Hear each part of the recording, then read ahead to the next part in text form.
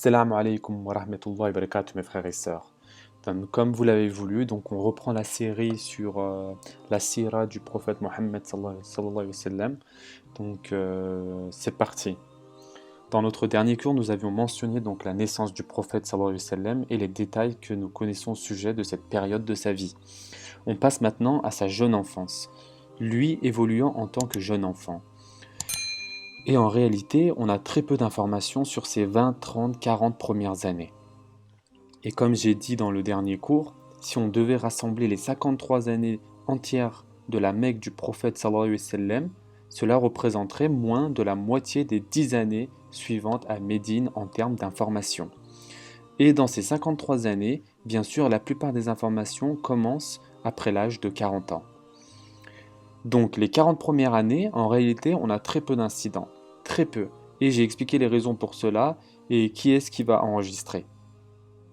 Qui va transmettre ça? Qui va vivre assez longtemps? Combien de compagnons y avait-il? Qu'en était-il de la persécution? Donc beaucoup de ces facteurs se sont combinés, mais une chose que nous croyons en tant que musulmans, et c'est ce qui nous console, c'est que tout ce qu'on doit savoir, Allah l'a préservé. C'est bien sûr un point théologique. On ne peut pas le prouver scientifiquement. Tout ce qu'on devait savoir sur notre prophète sallallahu alayhi wa sallam, je crois qu'Allah azza wa jalla l'a enregistré. Donc la première chose que nous savons de sa vie après sa naissance est le fait que sa mère l'a confié pour qu'il soit élevé dans le désert. Maintenant, c'est quelque chose qui est étrange pour beaucoup d'entre nous. Pourquoi une mère donnerait son nouveau-né pour qu'il soit élevé loin du domicile? En fait, c'est une habitude de l'élite de Quraysh. C'était une habitude des nobles de Quraysh. Et ils ont fait ça pour un certain nombre de raisons, bien sûr. Donc c'était un symbole du statut, si vous préférez. C'est quelque chose qu'ils faisaient pour montrer qu'ils faisaient partie de cette tribu. Pourquoi ont-ils fait ça? Plusieurs raisons. Avant tout, ils voulaient que l'enfant soit élevé dans un environnement pur et sain. Ils voulaient que l'enfant soit élevé en fait dans un environnement pur et sain. Comme vous savez, le taux de mortalité infantile à cette époque de l'humanité en fait qu'il y a quelques siècles, le taux de mortalité infantile était très élevé. Et donc, un des moyens pour eux de protéger l'enfant, c'était en fait de l'éloigner des rassemblements, de ce qu'on appelle la civilisation. Et de cette façon, à ce qu'il y ait que 2-3 personnes qui interagissent directement avec l'enfant, c'est-à-dire une famille.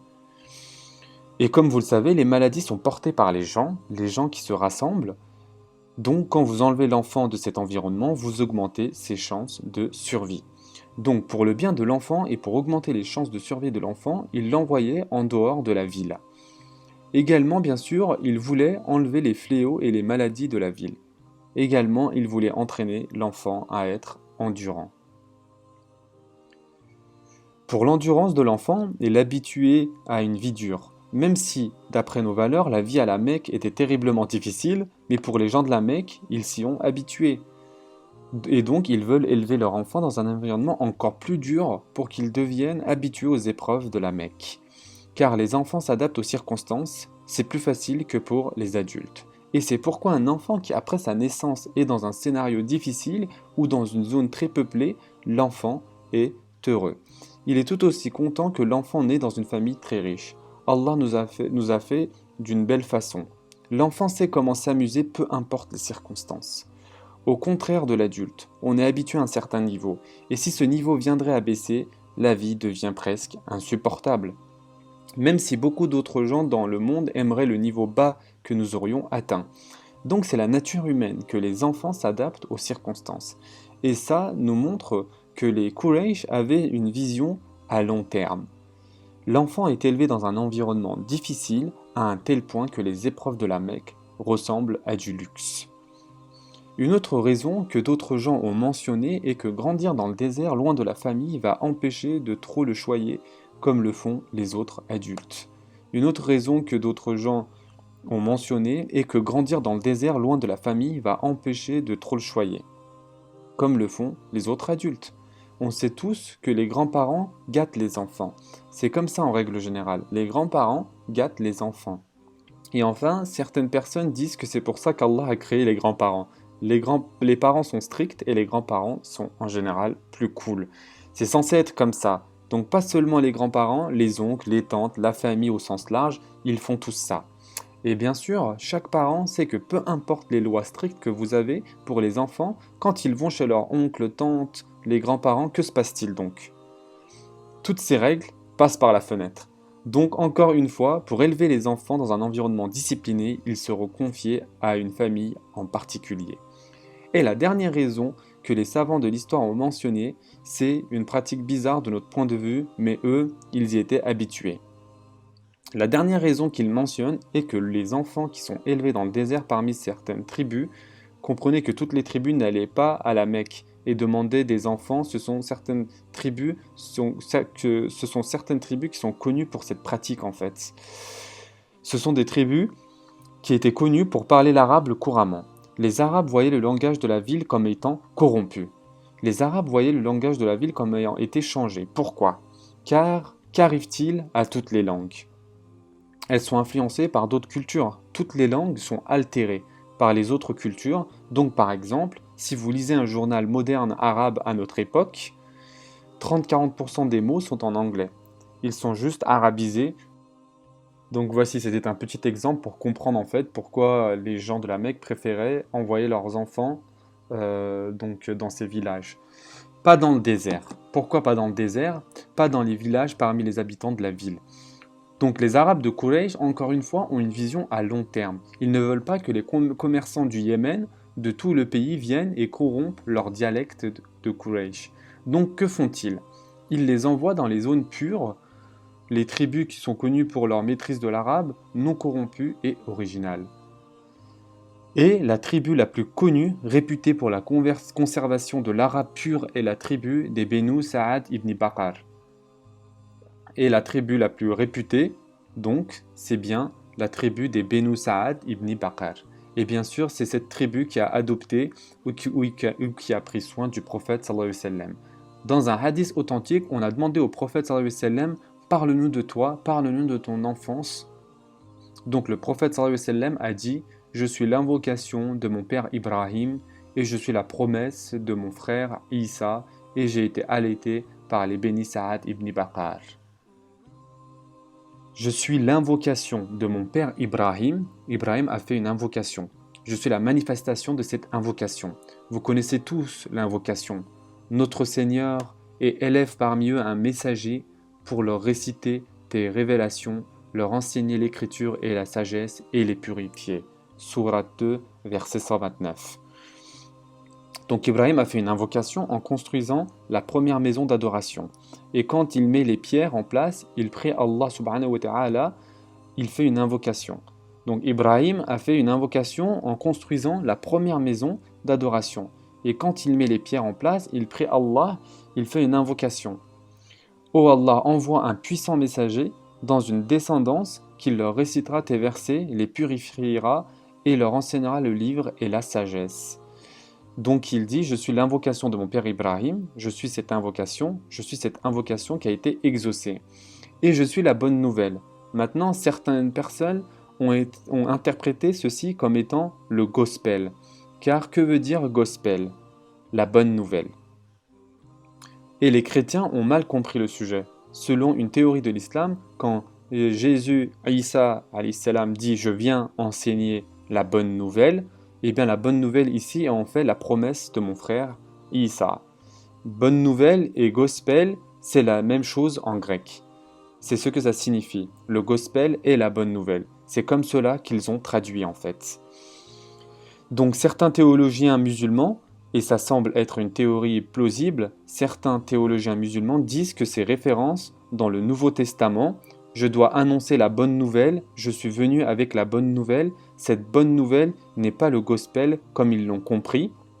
La bonne nouvelle, c'est comme Allah dit dans le Coran, et comme le prophète sallallahu alayhi wa sallam dit, et annonciateur d'un messager à venir après moi dont le nom sera Ahmad. Sourate 61, verset 6. Il y aura un prophète après moi, son nom est Ahmed. Donc il dit, je suis la promesse de Isa, mon frère Isa, je suis la bonne nouvelle que mon frère Isa avait prédit. Et ensuite il a dit, et j'étais allaité par les bénis Sa'ad ibn Bakr. Et les Beni Saad ibn Bakr étaient la tribu la plus célèbre connue pour prendre soin des enfants de Quraysh, connus pour parler l'arabe original. Maintenant que vous connaissez tous l'histoire de Halima, on va juste la résumer brièvement.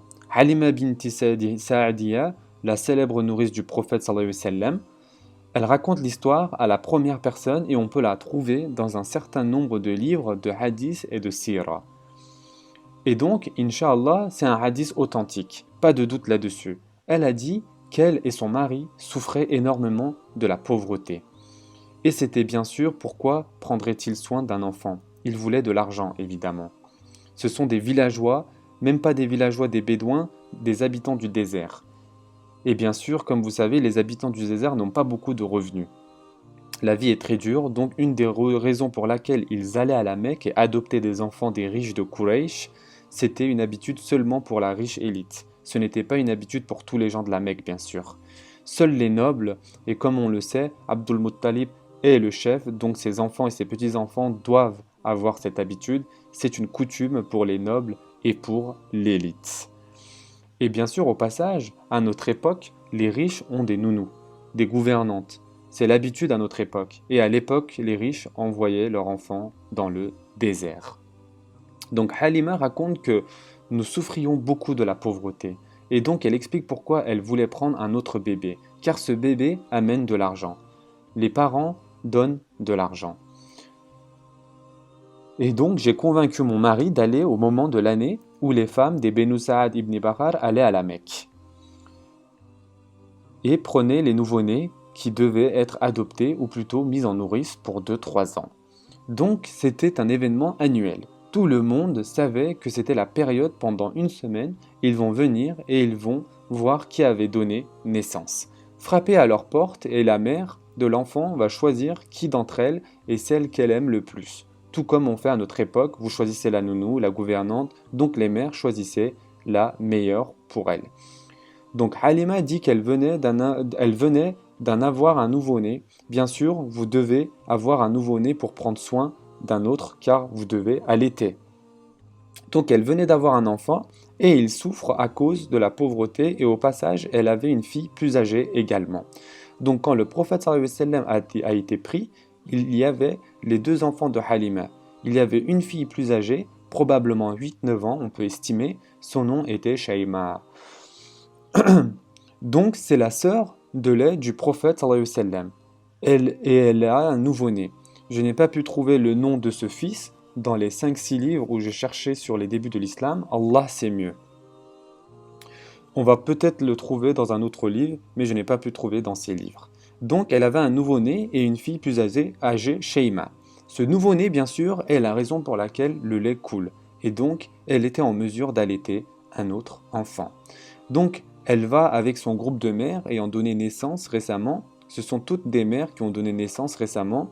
Il faut avoir donné naissance récemment pour prendre soin d'un autre enfant, bien sûr. Donc, elle va avec le groupe, probablement 5-10 femmes de son clan, et elles entrent à la Mecque et elles découvrent qui a donné naissance. Et on leur apprend qui est né durant les 5, 6, 7 derniers mois. L'un d'entre eux, bien sûr, est l'enfant qui est appelé l'enfant orphelin. On leur a dit immédiatement, il y a un orphelin, son père est déjà mort. Certaines des femmes ne sont même pas allées visiter la maison d'Amina car la seule raison d'adopter est l'argent. Et quand l'enfant est un orphelin bien connu, c'est bien connu que vous n'allez pas avoir tant d'argent que ça après tout. D'où va sortir cet argent? Abdul Muttalib, pas de doute, c'est le chef, mais il a 10 fils, 5 filles et tellement de petits-enfants. Qui va donner beaucoup d'argent pour un orphelin? Donc certaines femmes ne sont même pas allées chez Amina, d'autres y sont allées et quand elles ont vu à quel point ils étaient pauvres, elles n'ont pas voulu prendre un enfant qui était orphelin. Halima également a visité et elle a essayé de continuer pour trouver un autre enfant car elle voulait l'argent. À la fin de la semaine, chacune de ses amies avait pris un de ses nouveau-nés sauf Halima. Et le seul enfant restant était le prophète sallallahu alayhi wa sallam. Donc elle a dit à son mari, je suis gênée. C'est un peu honteux. Toutes mes amies retournent maintenant dans le désert et elles ont un enfant et je n'en ai pas. C'est injuste. Je veux être comme elles. Donc son mari a dit, pourquoi ne prends-tu pas l'orphelin? peut-être Allah va-t-il nous bénir à travers lui. Remarquez, il y a bien dans son cœur, peut-être Allah va. Peut-être qu'il va pas rapporter énormément d'argent, mais peut-être Allah va nous bénir. Ça montre que le couple avait un bon cœur. Ils avaient un bon comportement, ils pensaient religieusement également. Même si à cette époque ils sont païens, mais ils réalisent que prendre soin d'un orphelin est une chose noble. Donc son mari dit, pourquoi ne prends-tu pas l'orphelin en nourrice? Peut-être Allah va-t-il nous bénir à travers lui. Et donc ils ont accepté de prendre soin du prophète sallallahu alayhi wa sallam. Toutes les narrations disent qu'aussitôt qu'ils aient pris le prophète sallallahu alayhi wa sallam, les miracles ont commencé. Et donc elle n'avait qu'une vieille chèvre qui avait arrêté de donner du lait depuis longtemps. Dès que le prophète sallallahu alayhi wa sallam est rentré dans la tente, la chèvre est devenue pleine. Elle avait un vieil âne sur lequel ils étaient tous les deux, et quand ils ont mis le prophète sallallahu alayhi wa sallam avec la famille sur cet animal, c'est devenu l'animal le plus rapide. Tout cela est mentionné et bien sûr ce n'est pas un problème du tout. Allah bénit qui il veut. Et on peut s'attendre à ce que ces choses arrivent à ceux qui ont pris soin du prophète sallallahu alayhi wa sallam. En général, la période avec la nourrice durait 2 ans. L'habitude était de prendre soin de l'enfant pendant 1 an et demi à 2 ans.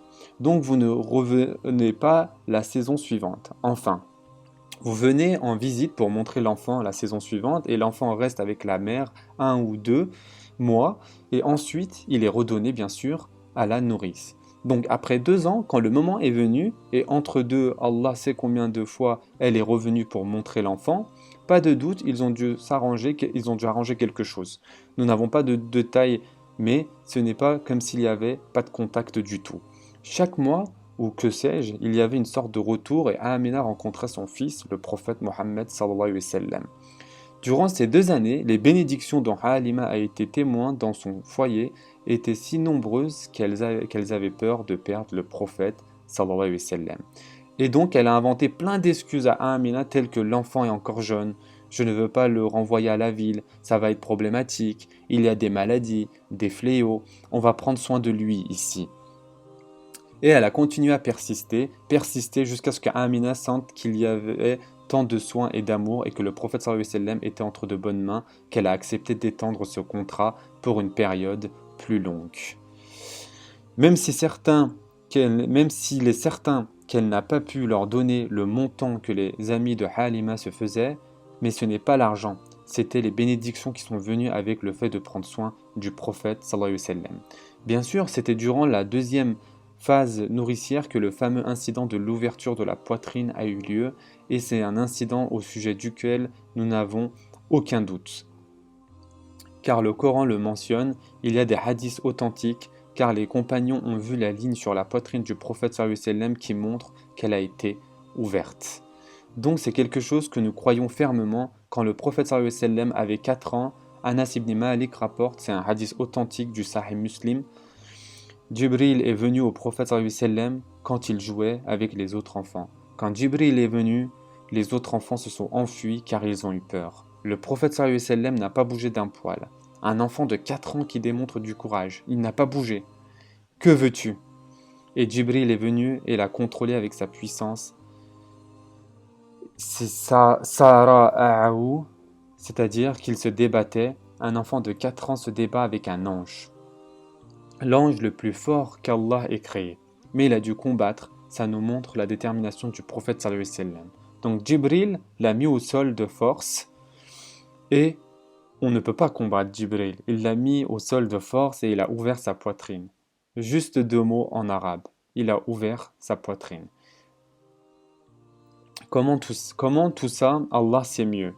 Jibril n'a pas besoin d'instruments pour faire ce qu'Allah veut qu'il fasse. Il a ouvert sa poitrine et il a sorti son cœur et il a enlevé un caillou noir du cœur et il l'a jeté et il a dit « C'est un morceau que Shaitan avait en toi ». Arrêtons-nous un instant avant de continuer le hadith. Chaque enfant qui est né, Shaitan le pique dès qu'il naît. Selon notre prophète sallallahu alayhi wa sallam, et je le crois entièrement car je suis musulman, notre prophète sallallahu alayhi wa sallam a dit que c'est pourquoi les bébés pleurent quand ils sortent du ventre. Car Shaitan le pique à cause de sa jalousie, de sa haine et de sa colère. Shaitan veut faire du mal à l'enfant dès qu'il sort du ventre, littéralement dès qu'il sort. C'est la haine et l'animosité du Shaitan. Car Allah a préféré Adam et les enfants d'Adam à lui, donc Shaitan est devenu notre ennemi du berceau au tombeau. Donc aussitôt que l'enfant naît, Shaitan le pique et quelque chose, Allah sait quoi, mais ce hadith le montre, quelque chose est mis dans l'enfant. Allah crée l'enfant pur, Shaitan essaye de le corrompre littéralement, non pas au premier jour, mais dès la première minute. Shaitan commence son processus de corruption dès le début. Et il y a quelque chose ensuite. Allah sait, c'est la connaissance de l'invisible. Il y a une connexion, un contact, c'est peut-être comme ça que Shaitan souffle en nous. Rappelez-vous, Shaitan ne nous contrôle jamais. Shaitan n'a pas une manette comme dans les jeux auxquels vous jouez. Juste appuyer sur des boutons, etc. Non, Shaitan ne peut pas faire ça. Non, personne ne peut accuser Shaitan. Allah, Shaitan m'a forcé à faire ci. Non, Shaitan ne force pas. Allah dit dans le Coran, au jour du jugement, quand l'humanité dira à Shaitan, pourquoi nous as-tu fait ça? Shaitan va répondre, je n'avais pas de pouvoir sur vous. Je n'avais aucune autorité sur vous. Sourate 14, verset 22. C'est le pouvoir que j'avais, j'ai séduit et j'ai enjolivé et vous avez répondu. Ne me faites donc pas de reproches, cette conversation est dans le Coran. Ne me faites pas donc de reproches, mais faites-en plutôt à vous-même. Je n'avais aucun pouvoir sur vous. Donc quel type de relation Allah sait mieux, mais on dirait que ça permet à Shaitan d'insuffler dans nos pensées. Voilà ce que c'est. On a ces mauvaises pensées qui ne viennent pas de nous. Au passage, quand vous avez une pensée vraiment mauvaise, une pensée blasphématoire, sachez que ça vient du Shaitan. Ça ne vient pas de vous. Ça ne vient pas de votre cœur ni de votre foi. Ça vient de Shaitan. Quelque chose de vraiment vulgaire, de vraiment mauvais. Vous avez envie de faire quelque chose et vous vous demandez d'où ça vient. Vous savez, la réponse est ça vient du Shaitan. Et votre boulot, c'est de le combattre car c'est une insufflation. Ce n'est pas un contrôle. Donc cette relation a été coupée à l'âge de 4 ans et c'est prouvé par un autre hadith où le prophète sallallahu alayhi wa sallam a dit que chaque enfant qui naît, Shaitan, Iblis, assigne un djinn à cette personne. Shaitan, c'est-à-dire Iblis, assigne un djinn à cette personne. Chacun d'entre nous a un djinn en ce moment même. Mais chacun d'entre nous a un djinn, ils sont avec nous 24 heures sur 24, 7 jours sur 7, ils nous connaissent mieux que nos mères, épouses, enfants, car ils sont avec nous tout le temps. Quel est le boulot de ce djinn? Juste insuffler des mauvaises choses, c'est tout. Regardez la haine que Shaitan et sa cohorte ont envers nous. Par Allah, ils passent toute leur vie juste à essayer d'égarer. Pourquoi? Jalousie, haine et colère. Pourquoi Allah vous a-t-il choisi, vous, plutôt que nous? On aurait dû être choisi. Voici la philosophie de pensée du Shaitan. Cette jalousie et cette haine. Shaitan assigne un djinn à chacun d'entre nous. On a tous notre djinn. Et le but du djinn est d'insuffler ces mauvaises pensées. Donc les compagnons ont dit, même toi, ô messager d'Allah, tu as un djinn? Il a dit, même moi, sauf qu'Allah m'a aidé contre lui et maintenant il a accepté l'islam et il ne m'insuffle que des bonnes choses. Donc le djinn du prophète sallallahu alayhi wa sallam insuffle des bonnes choses et ce hadith, encore une fois, est en lien avec ce point. Quelle que soit la relation que Shaitan a pu avoir, elle est partie, il n'y a plus de relation car Jibril l'a enlevé, il l'a enlevé. Et ensuite il a lavé le cœur dans un récipient en or dans l'eau de Zemzem et ensuite il l'a remis. Donc il a lavé le cœur et il l'a remis et l'a refermé, il a mis sa main comme ceci contre son cœur et il l'a refermé. Donc il a lavé le cœur et il l'a remis et l'a refermé, il a mis sa main comme ceci, c'est-à-dire sur sa poitrine. Et le cœur s'est renfermé. Donc nous croyons que la première opération à cœur ouvert a été faite par Jibril sur le prophète sallallahu alayhi wa sallam, car c'est quelque chose de physique, le fait d'enlever le cœur. Ce n'est pas seulement quelque chose de spirituel comme on peut le croire. Le cœur a été enlevé physiquement. Donc quand les enfants, le frère de lait de Sheima avec qui il jouait, quand les enfants se sont enfuis, ils sont revenus et ils ont dit, ils ont vu de loin un homme le lancer sur le sol, le sang, etc.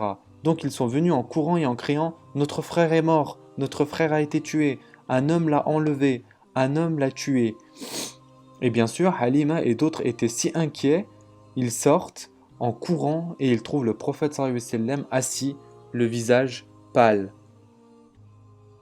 Subhanallah, il n'est pas agité, il ne crie pas, il ne pleure pas, c'est le garçon de 4 ans le plus courageux que le monde n'ait jamais vu. Il est pâle, il souffre de quelque chose, mais il se contrôle et ne pleure pas et n'est pas agité. Il est assis là, vous pouvez sentir, c'est-à-dire la peur, la terreur, mais il est calme et ne crie pas quand ils l'ont vu. Ils ont vu ces lignes sur sa poitrine et Anas ibn al-Malik radiallahu anhu dit « Je pouvais voir les traces de cette ligne sur sa poitrine ». Anas ibn Malik rapporte ce hadith quand le prophète sallallahu alayhi wa sallam a environ 60 ans et il dit « Je pouvais voir les traces sur sa poitrine ». Si Allah avait voulu, ça aurait pu ne pas laisser de traces. Allah n'a pas besoin de laisser une ligne. Vous comprenez ce que je dis? Physiquement, Allah, s'il veut, il peut faire ce qu'il veut.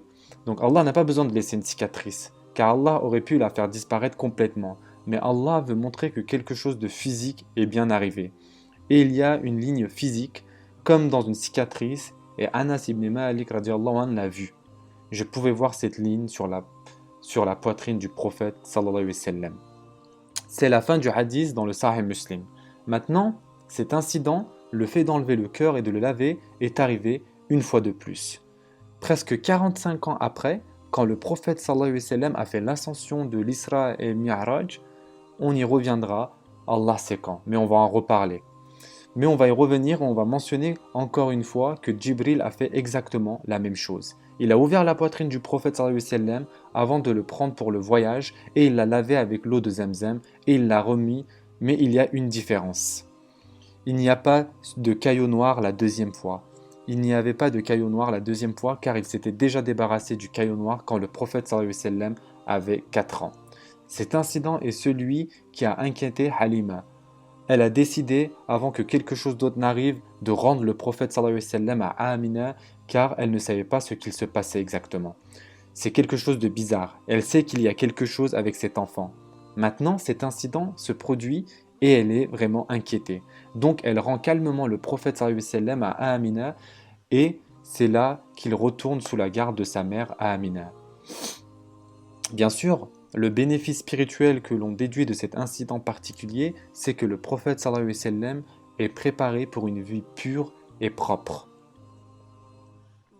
Le prophète sallallahu alayhi wa sallam est préparé à vivre la vie la plus respectable, la plus digne, la plus pure qu'un homme n'ait jamais connue. Et cela parce que la sunna d'Allah, que tous les prophètes aient des caractères parfaits. C'est la sunna d'Allah que les caractères des prophètes soient impeccables. Ils ne peuvent pas commettre de péché majeur. En arabe, on dit ma'soum ou isma. Le prophète sallallahu alayhi wa sallam, comme tous les prophètes, pas seulement notre prophète sallallahu alayhi wa sallam, tous les prophètes sont mahzoum, ont à l'abri des péchés majeurs.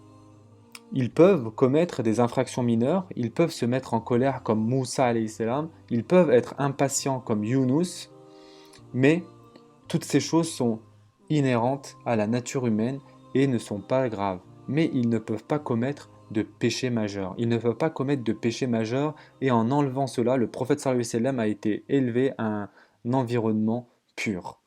Même si cette purification spirituelle, elle a été faite physiquement, c'est une purification spirituelle du cœur. Mais elle a été faite aussi physiquement et ça a été révélé dans le Coran et Allah Azza wa Jal mentionne « N'avons-nous pas ouvert ta poitrine ?» Sourate 94, verset 1. Et presque tous les savants de l'exégèse ont dit que c'est une référence à l'ouverture. N'avons-nous pas ouvert ta poitrine? Et on a expliqué il y a quelques semaines, dans un prêche que j'ai donné, il y a un certain nombre d'interprétations. L'une d'entre elles c'est l'interprétation majoritaire, c'est une référence à la purification du cœur. L'autre interprétation ne la contredit pas. Allah dit « N'avons-nous pas ouvert ta poitrine ?» dans le sens en te guidant vers l'islam. Car l'islam est également l'ouverture du cœur. Donc être guidé à l'islam ouvre ton cœur à la sagesse d'Allah. Il est rapporté, beaucoup d'années plus tard, 54 ans environ après, durant la bataille de Hunayn, une des dernières batailles combattues par le prophète sallallahu alayhi wa sallam, après la conquête de la Mecque, quand tu vois les gens entrer en foule dans la religion d'Allah. Sourate 110, verset 2. Quand toutes les tribus acceptent l'islam, la tribu des Sa'ad ibn Baqar a été combattue et conquise. La tribu des Sa'ad ibn Baqar est la tribu de Halima. Et donc, alors que le prophète sallallahu alayhi wa sallam marche, une des femmes qui a été faite prisonnière s'est levée. Excusez-moi, elle est amenée au prophète sallallahu alayhi wa sallam. Elle se lève et s'agite, mais le prophète sallallahu alayhi wa sallam ne voit pas. Et elle prétend être la sœur du prophète sallallahu alayhi wa sallam. Il y a une prisonnière qui prétend être la sœur du prophète sallallahu alayhi wa sallam. Les compagnons ne savaient pas quoi faire. Donc ils l'ont amenée au prophète sallallahu alayhi wa sallam et ils ont dit: Ô messager d'Allah, cette dame prétend être ta sœur. Donc le prophète sallallahu alayhi wa sallam a dit: comment le saurais-je? Il sait qui est la sœur, c'est Shayma. Comment saurais-je si c'est toi? Car tout le monde sait que Halima est de cette tribu. Une dame se lève et dit: je suis la sœur. Donne-moi un signe. Comment saurais-je que c'est toi? Donc elle a dit: j'ai toujours la morsure que tu m'as faite lorsque je t'ai porté quand tu étais bébé sur mon dos, je l'ai toujours. Donc le prophète sallallahu alayhi wa sallam a réalisé que c'était Shayma. Elle raconte une histoire que personne ne saurait, donc il dit: c'est Shayma. Et donc il a libéré Shayma et lui a donné beaucoup de cadeaux. Il semble que Halima et son mari n'étaient pas là à cette occasion quand ils ont été conquis. Plus tard, ils sont venus visiter, après cette bataille, ils sont venus en visite et donc Halima et son mari ont visité le prophète sallallahu alayhi wa sallam quand il approchait la soixantaine. Et quand il a vu Halima, il l'a reconnue directement, car Halima n'a pas beaucoup changé, alors que Shayma, elle avait 6 ans.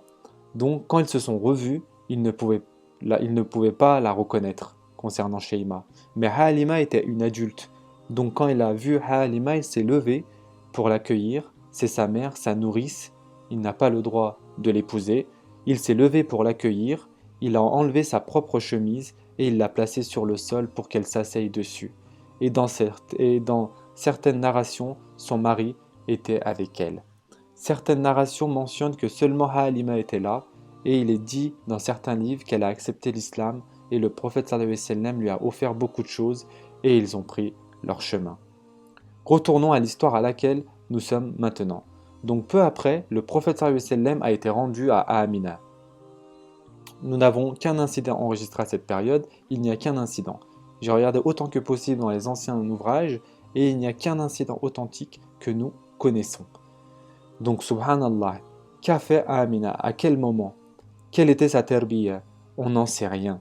Une seule chose a été rapportée, que vous connaissez tous, et c'est qu'Amina a décidé d'amener son fils à Yesrib. Arrêtons-nous un instant. Rappelez-vous, il y a 3-4 cours précédents, dans les séries précédentes, on a mentionné que l'arrière-grand-mère du prophète sallallahu alayhi wa sallam venait de Yesrib. Évidemment, vous voyez là, ici, la sagesse dans le plan divin d'Allah, à savoir que parmi toutes les villes, je veux dire que toutes ces arrière-grand-mères sont à Quraysh, de la Mecque.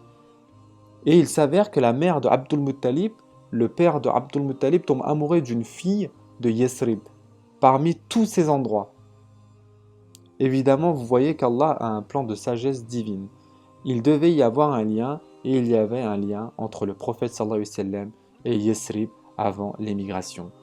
Parmi toutes les villes, la seule ville où il a voyagé en tant que petit enfant est la seule ville où il y a d'autres proches dans toutes les zones alentours. C'est rien d'autre que le petit village de Yesrib qui par la suite est devenu Médina. Une coïncidence? Bien sûr que non. Allah a un plan. Et donc, c'était l'habitude des Arabes de préserver complètement leur lignée. Et ils étaient fiers de cette lignée, comme vous le savez. Et ils savaient exactement qui était qui. Pas seulement sur 10 générations. Ça remontait jusqu'à Ibrahim, ou Adnan. Ils préservaient les générations. Et ils savaient qui était qui. Et ils gardaient les liens de parenté. Pourquoi? Car c'était une société de l'époque de l'ignorance. Vous êtes protégés par vos proches. Votre prestige est établi par vos proches. Tout. Il n'y a pas de gouvernement, il n'y a pas de loi, il n'y a pas d'ordre. Vos proches assuraient votre protection où que vous alliez. Et bien sûr, pas de doute, quand vos amis, quand vous avez des relations avec les gens, alors cette aide établie les liens. Et donc Amina a décidé de prendre ce petit garçon à Yesrib et elle avait avec elle la servante dont il est dit que Abdul Muttalib lui a donné quand ils se sont mariés. Il s'agit de Ayman. Abdul Muttalib a donné Ayman à son fils quand ils se sont mariés. Et Ayman, malheureusement, on connaît si peu de choses sur elle. Et c'est triste car Ayman a vécu longtemps et elle est devenue musulmane. Et elle a même vécu jusqu'à la mort du prophète sallallahu alayhi wa sallam. Et si seulement quelqu'un s'était assis avec elle et avait enregistré ses histoires, alors on aurait eu plein d'informations. Mais Allah a sa sagesse que nous ne pouvons pas comprendre ni savoir. Et Ayman a été témoin de cela et a vécu jusqu'au Khilafa d'Abu Bakr as-Siddiq radiallahu anh.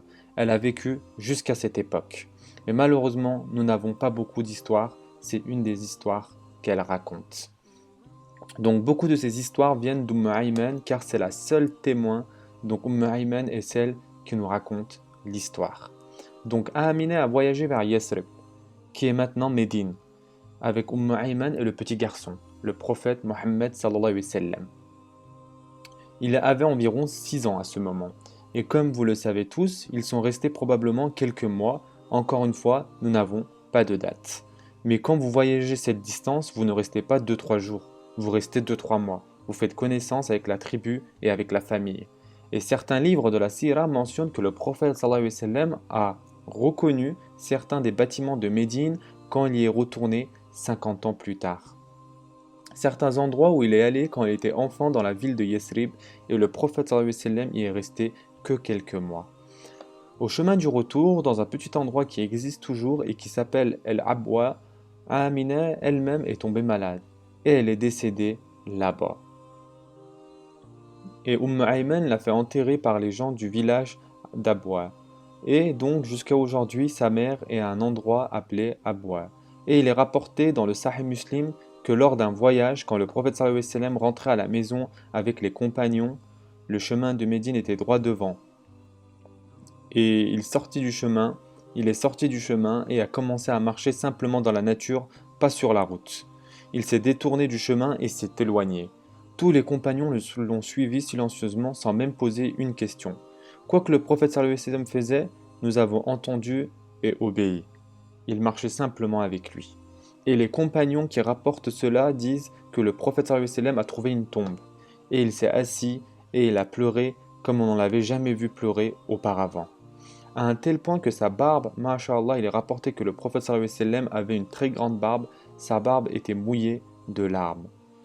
Et beaucoup de compagnons ne l'avaient jamais vu pleurer auparavant. Pour beaucoup d'entre eux, c'est la seule fois où ils l'ont vu pleurer. Et cette fois-ci, ils l'ont vu pleurer à un tel point que sa barbe, sallallahu alayhi wa sallam, soit mouillée et subhanallah, les compagnons n'ont pas posé une seule question. Ils n'ont pas ouvert leur bouche. Mais quand ils ont vu le prophète sallallahu alayhi wa sallam pleurer, tout le monde s'est mis à pleurer avec lui.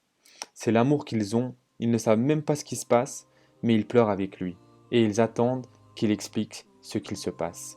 Et alors, le prophète sallallahu alayhi wa sallam a dit « Je vous avais interdit de visiter les tombes, arrêtons-nous à la base, au début de l'islam. » La règle était qu'il n'était pas permis de visiter les tombes, sauf si vous enterrez le mort. Vous n'entrez dans le cimetière qu'avec un défunt. Ensuite, vous partez et c'est tout. Au début de l'islam, c'était comme ça. Je vous avais interdit de visiter les tombes, mais j'ai demandé à Allah de m'autoriser à visiter la tombe de ma mère. Maintenant, il explique. J'ai demandé à Allah la permission de visiter la tombe de ma mère. Pause encore une fois. Le prophète sallallahu alayhi wa sallam ne fait pas un pas sans la permission d'Allah.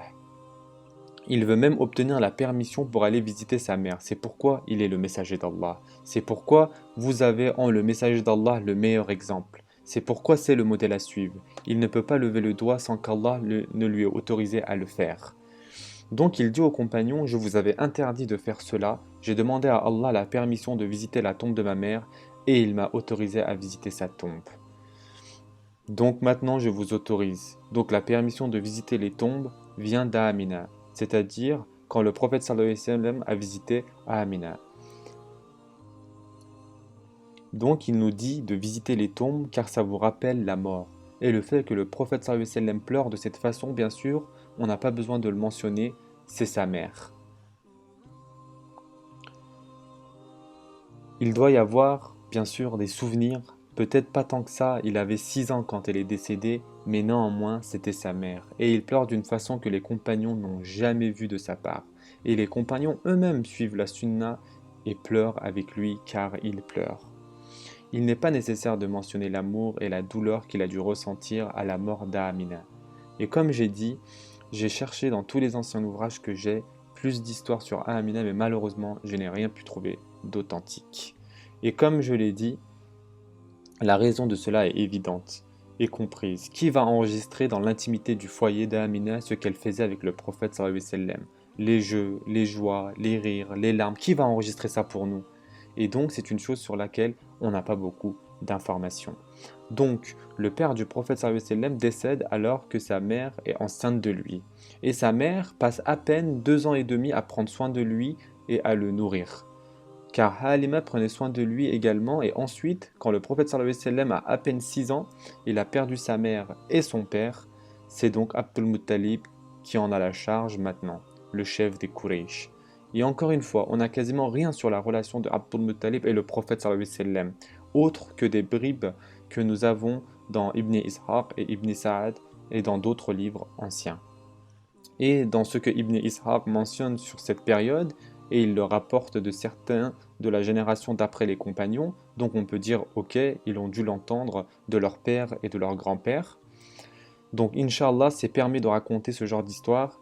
Il est dit que Abdul Muttalib avait une plateforme élevée en face de et connectée à la Kaaba, car c'est le chef des Quraysh. On a déjà parlé de ce qui s'est passé quand Abdul Muttalib était un jeune homme, et comment il a été élevé à ce niveau, et pourquoi les gens le respectaient. On a déjà mentionné tout ça. On a déjà dit qu'Abdul Muttalib avait vécu longtemps, plus de 80 ans. Donc maintenant, il a plus de 80 ans et il est déjà aveugle. Abdul Muttalib était aveugle quand il est décédé et il a vécu très, très longtemps.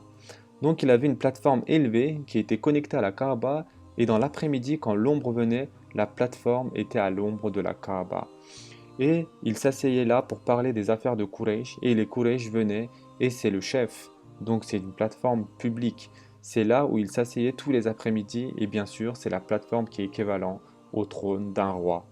Personne ne s'assoit dessus, aucun de ses fils, aucun de ses petits-fils, c'est pour Abdul Muttalib.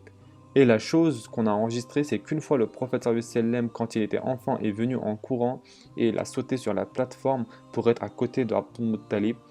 Ses oncles Zubayr et d'autres l'ont tiré pour le faire descendre, parce qu'il n'était pas censé y aller, et Abdul Muttalib les a arrêtés. Laissez-le, c'est mon enfant et il peut rester sur cette plateforme. Donc parmi tous les petits-enfants, le seul qu'il a autorisé à être sur cette plateforme était le prophète sallallahu alayhi wa sallam. Et il y a un incident de plus qui est rapporté, ce sont les deux seuls que nous avons d'Abdul Muttalib. Une fois, les oncles du prophète sallallahu alayhi wa sallam ont envoyé le prophète sallallahu alayhi wa sallam pour trouver des chameaux perdus. Et la raison pour laquelle ils ont fait ça, selon Ibn Sa'ad est au passage, ce sont les deux premières références en matière de Sira, Ibn Ishaq et Ibn Sa'ad, pour ceux qui ne connaissent pas. Donc je vais beaucoup dire ces noms, donc vous devez les connaître. Ibn Ishaq, vous le connaissez tous, Ibn Ishaq a écrit un livre intitulé Tabaqat. Ibn Ishaq est mort à peu près en 230 de l'Hégire. Donc il était là très tôt. Un des premiers livres également de Sira, donc Ibn Ishaq, Ibn Sa'ad, les deux sont considérés comme étant les deux plus anciennes sources de Sira que nous avons toujours aujourd'hui. Ibn Sa'ad a mentionné la raison pour laquelle ses oncles ont choisi un petit enfant, probablement 7-8 ans, pour aller trouver les chameaux.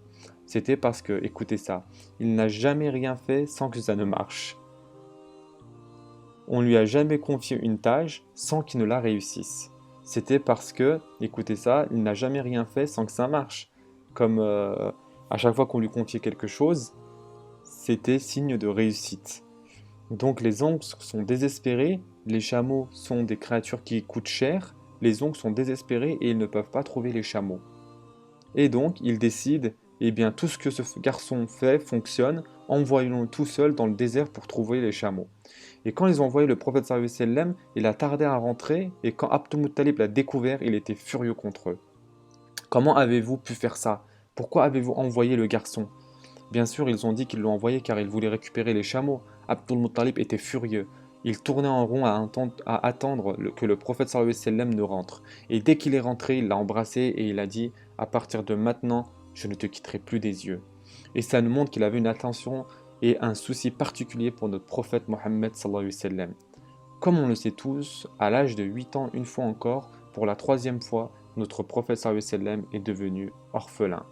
D'abord son père, puis sa mère, et maintenant son grand-père. L'un après l'autre, il est devenu orphelin. Ibn Saad mentionne une histoire avec une chaîne de narration un peu faible, mais ça ne passe pas de problème de le raconter. Un des compagnons a dit: Te rappelles-tu Abdul Muttalib, ô messager d'Allah? Rappelez-vous d'Abdul Muttalib, était une légende, quelqu'un d'important. Avant la venue du prophète sallallahu alayhi wa sallam, c'est la légende d'Arabie, donc ils sont curieux. Te rappelles-tu d'Abdul Muttalib, ô messager d'Allah? Donc il dit: Oui, je me souviens de lui, et j'avais 8 ans quand il est décédé. Donc ce hadith montre clairement, même s'il est faible, il montre clairement l'âge du prophète sallallahu alayhi wa sallam, qu'il avait 8 ans quand Abdul Muttalib est décédé. Et une des choses qu'Abdul Muttalib a faites sur son lit de mort est qu'il a confié le prophète sallallahu alayhi wa sallam à son fils Abu Talib. Abdul Muttalib avait 5 femmes, l'une après l'autre. Il s'est marié avec 5 femmes. Et l'une d'entre elles, il y a eu un certain nombre de filles et 2 fils qui étaient encore en vie à cette époque. Bien sûr, ensuite Abdallah est décédé et ensuite Abu Talib. Donc le frère de même parent de Abdullah était Abu Talib. Donc, non pas comme Abu Lahab, Hamza, tout cela n'étaient pas des frères de même parent. Ils étaient donc des demi-oncles du prophète sallallahu alayhi wa sallam. Et donc Abu Talib prend le prophète sallallahu alayhi wa sallam en charge. Et Abu Talib vit longtemps et il décède quand le prophète sallallahu alayhi wa sallam a plus de 50 ans. Donc il reste avec le prophète sallallahu alayhi wa sallam et on va beaucoup parler de lui dans les prochains cours, Inch'Allah. Donc une question. Pourquoi Allah subhanahu wa ta'ala a mis tant d'épreuves sur le chemin de ce jeune enfant? Pourquoi Allah azza wa jal a mis 3 situations d'orphelinat, 3 épreuves traumatisantes l'une après l'autre pour notre prophète sallallahu alayhi wa sallam? Je veux dire, si Allah avait voulu, il serait né dans le luxe. Si Allah avait voulu, le prophète sallallahu alayhi wa sallam aurait eu des parents qui l'aiment jusqu'à ce qu'il devienne le prophète. Au moins jusqu'à qu'il soit un jeune homme, un adulte, qu'il sache se débrouiller tout seul. Pourquoi Allah subhanahu wa ta'ala a voulu des épreuves si difficiles pour lui? La réponse est, comme nos savants le disent, qu'il y a beaucoup de raisons pour faire cela. Avant tout, comme Allah dit au sujet de Moussa alayhi salam dans le Coran, et je t'ai assigné à moi-même. Sourate 20, verset 41. J'ai pris soin de toi quand tout le monde se faisait tuer chez les bénis Israël, même ta mère a été contrainte de t'abandonner. Moi, j'ai pris soin de toi pour que tu puisses être élevé sous ma protection. Ala-Aini signifie sous la protection d'Allah Azza wa Jal, sous ma protection. Et si c'est ce que Allah a dit à Moussa, alors c'est tout aussi vrai pour notre prophète Mohammed sallallahu alayhi wa sallam. Personne ne peut dire qu'il a eu plus de faveur que le prophète sallallahu alayhi wa sallam pour avoir fait quelque chose. Allah Azza wa Jal a pris soin de notre prophète sallallahu alayhi wa sallam et a pris cette responsabilité directement. Une autre sagesse est qu'il n'y a aucun doute qu'il est dur, dans un sens traumatisant, d'être orphelin. C'est très difficile de vivre comme ça. Mais en même temps, être orphelin vous donne beaucoup de qualités dont le prophète sallallahu alayhi wa sallam va avoir besoin plus tard dans sa vie. Être chouchouté, grandir dans le luxe, ça ne va pas vous préparer à une vie de sacrifice pour appeler à Allah subhanahu wa ta'ala. Non, pas du tout. Mais naître dans un environnement dur, ne pas avoir ses pères et mères pour vous aimer comme on le sait tous en tant que parents, personne sur terre ne peut vous aimer comme vos pères et mères. Personne. Et quand notre prophète sallallahu alayhi wa sallam est privé de sa mère et de son père, automatiquement ça rend l'enfant plus indépendant. Ça le rend plus mature, ça lui donne la sagesse. Et ce sont des qualités dont le prophète sallallahu alayhi wa sallam avait besoin. Et c'est quelque chose que l'on remarque chez tous les orphelins. L'orphelin est beaucoup plus mature que les autres enfants. Et subhanallah, autre chose, remarquez qu'un enfant né dans la pauvreté est plus mature qu'un enfant né dans le luxe. Regardez autour de vous, un enfant qui est né dans un environnement difficile. Et subhanallah, ce n'est pas pour faire des stéréotypes, mais regardez nos propres enfants ici. Regardez les enfants dans les pays du tiers-monde et les responsabilités qu'ils ont. Et la maturité qu'ils ont à 5, 6, 7, 8, 9 ans. C'est quelque chose de vrai. Mais je veux dire, les enfants, par exemple, en France, aux États-Unis, n'importe où en Europe, vivent dans de très belles conditions. Mais regardez les responsabilités qu'ils ont, regardez ce qu'ils font. Et on est tous dans le même bateau dans ce cas-ci. On est tous dans le même bateau. Subhanallah, vous rentrez au pays, par exemple, ça peut être en Algérie, euh, au Moyen-Orient, et les enfants de 6 ans prennent soin des bébés complètement. Mais ici, imaginez-vous confier à un enfant de 6 ans, un bébé. Ici, dans ce pays, je ne confierais même pas à un adolescent de 16 ans, un bébé. Mais c'est ce qui se passe et c'est quelque chose que nous remarquons dans notre vie.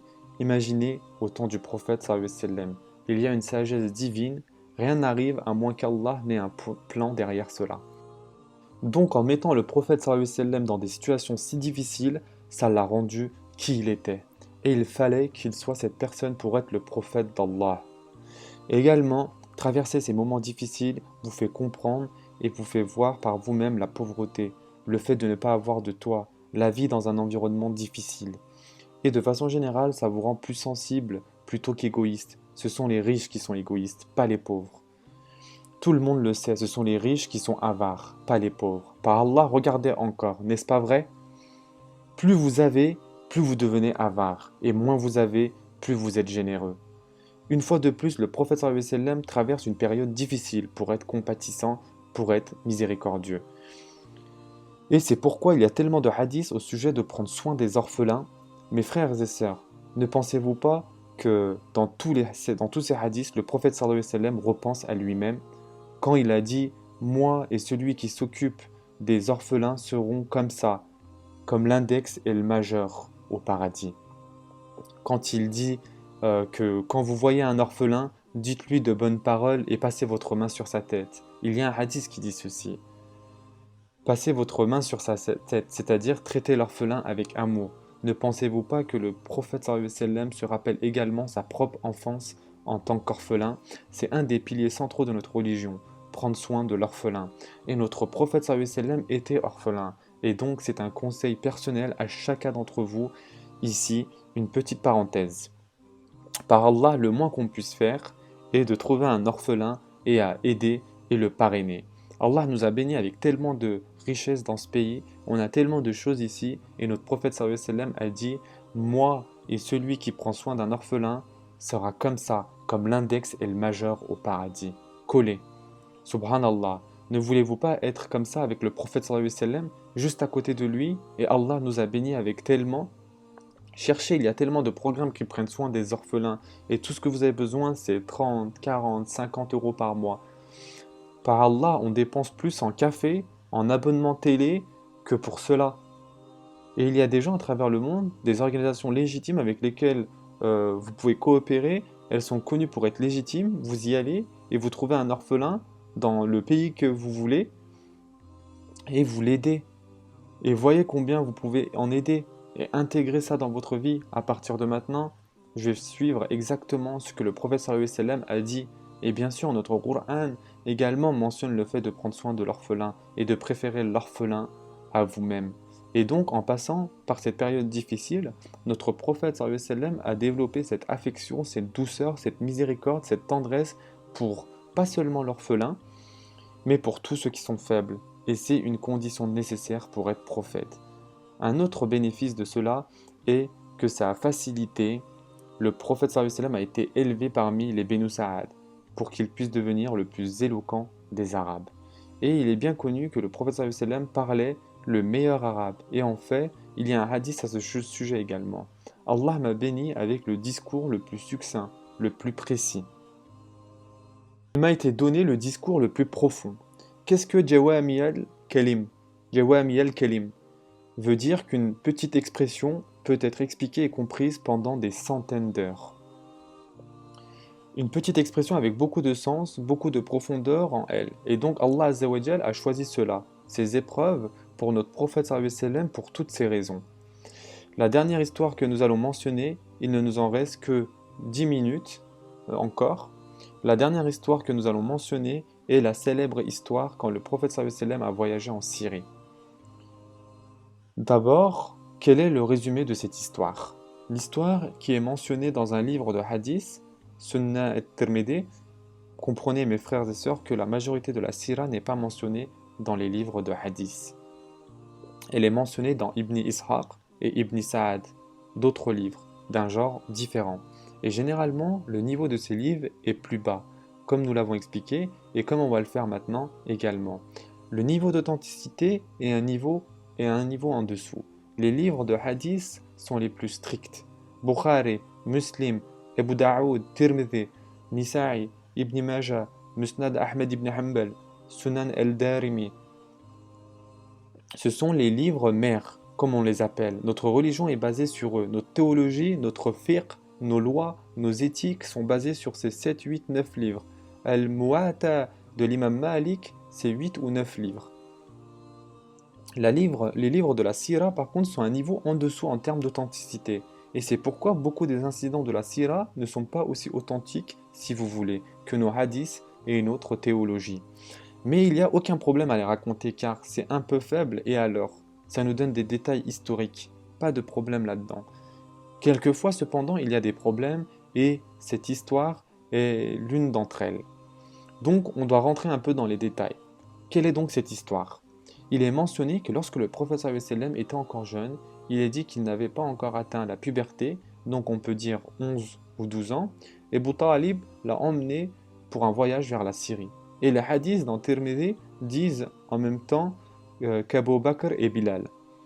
Et Abu Talib l'a emmené donc pour un voyage vers la Syrie. Et sur le chemin de la Syrie, ils sont passés devant un monastère où un moine vivait, et il ne leur donnait jamais l'heure. Son nom était Buhayra, sur le chemin de la Syrie. Cette fois-ci, quand il était avec le prophète sallallahu alayhi wa sallam, ils ont dit que pour la première fois, Buhayra est sorti à leur recherche. Et il les a accueillis et les a invités dans sa maison pour un repas. Et quand ils lui ont demandé pourquoi fais-tu cela, il a dit vous avez avec vous un garçon qui va devenir prophète. Il a dit j'ai vu les nuages le couvrir et j'ai vu les arbres qui le couvraient également et les pierres se prosternaient à lui. Et il a dit à Abu Talib de prendre soin de lui et quand il était assis là à manger le repas, ils ont vu 7 soldats romains apparaître et les soldats cherchaient le prophète qui allait venir et le capturer et le tuer. Buhayra les a frappés et a sorti une excuse aux soldats. Ils sont partis et ensuite Buhayra a dit à Abu Talib de le ramener à la Mecque. Donc le prophète sallallahu alayhi wa sallam a été renvoyé avec Abu Bakr et Bilal immédiatement à la Mecque. Maintenant, c'est l'histoire en résumé. Et il est rapporté de manière simple dans Tirmidhi et bien sûr dans Ibn Ishaq et d'autres. Et la plupart des savants dans notre tradition ont accepté tel quel, y compris Tirmidhi, Ibn Hajar, Al-Hakim et d'autres. Cependant, certains des savants avec l'esprit plus critique, un peu plus regardant, tels que l'imam Azhabi, le célèbre imam Azhabi, Ibn Kathir, l'historien, Ibn Sayyid Anas et d'autres, ils ont dit que quelque chose n'allait pas dans cette histoire. Quelque chose ne va pas dans cette histoire et parmi ceux qui l'ont le plus critiqué, il y a l'imam Al-Azabi. Et l'un des plus grands savants de l'histoire du 7e siècle et c'est également un étudiant du Cheikh Ibn Taymiyyah. L'imam Azabi, et ça montre au passage qu'il a un esprit critique, il n'accepte pas quelque chose selon son apparence. Et c'est la marque d'un intellectuel, d'un académique, le fait de ne pas croire tout ce que vous entendez. Réfléchissez, voyez si ça a du sens ou non. À notre époque, je viens par exemple d'une académie, comme vous savez, c'est toute une méthodologie, des études modernes, critiques, historiques. Mais vous ne pouvez pas simplement prendre les livres et les prendre tels quels, lisez-les, disséquez-les, comparez, réfléchissez, est-ce possible ou pas. N'acceptez pas tout comme ça. Et ça s'applique à notre tradition et à toutes les traditions. Et l'imam Adhabi a dit comment cette histoire peut-elle donc être vraie? Abu Bakr était juste un enfant à l'époque. Pourquoi partirait-il avec une caravane avec Abu Talib? Abu Bakr n'est pas lié directement au prophète sallallahu alayhi wa sallam. Pourquoi Abu Talib l'aurait pris? Quant à Bilal, il n'est même pas encore né. Bilal n'est même pas encore né. Et Abu Bakr ne l'a pas acquis avant que l'islam n'y arrive. Comment se fait-il que Bilal soit dans cette histoire? Et ensuite, il continue et il a dit pourquoi les arbres l'abriteraient alors, selon eux, les nuages l'abritent déjà? Pourquoi les arbres aussi l'abriteraient-ils? Et ensuite, il dit pourquoi n'a-t-on aucune trace où le prophète sallallahu alayhi wa sallam rappelle cet incident à Abu Talib quand il est devenu prophète? Ne rappelles-tu pas quand j'étais enfant, Bouhaïra ne nous a-t-il pas dit que je deviendrais prophète? Pourquoi me rejettes-tu? Pourquoi les Quraysh ont-ils trouvé cela problématique qu'il soit devenu prophète, alors qu'apparemment Bouhaïra a annoncé au monde qu'il va devenir prophète? En fait, pourquoi lui-même n'a-t-il pas compris ce qui se passait quand Djibril est venu à lui dans la grotte de Hira et qu'il est parti voir Khadija en courant et lui a demandé que s'est-il passé et il a dit qu'il ne savait pas. Il aurait dû être dans l'attente ce moment et il aurait pu dire à Djibril: Comment se fait-il que tu viennes si tard? Je t'ai attendu pendant 35 ans. Pourquoi lui-même n'était-il pas certain? Pourquoi était-il perdu? Pourquoi a-t-il eu peur? Pourquoi était-il terrifié? Il va à Khadija, je n'ai pas compris ce qui s'est passé. Khadija a dû l'emmener voir Waraqa, comme on va le voir, Inch'Allah, dans quelques semaines. Et Waraqa a dû expliquer que c'était Djibril, celui qui est venu à Moussa et à Isa. Pourquoi? Toutes ces questions sans réponse. Maintenant, une question apparaît. Ok, peut-être, certains savants ont dit que Bilal et Abu Bakr sont des détails erronés. Acceptons le reste de l'histoire. Deux points ici. D'abord, la même histoire parle de Bilal, d'Abu Bakr et du reste. Donc pourquoi choisir ce qu'on prend ou ce qu'on laisse? Deuxièmement, c'est la raison pour laquelle quelqu'un comme moi, je dois le dire, cette histoire ne devrait pas être mentionnée, sauf pour clarifier et dire qu'elle n'est pas authentique. Le problème qui vient avec cette histoire est que la plupart des historiens et chercheurs non musulmans ont trouvé ce lien manquant qu'ils cherchaient dans cette histoire. Et ils disent: Haha, regardez, c'est là que le prophète sallallahu alayhi wa sallam a acquis toutes ces informations sur les juifs et les chrétiens.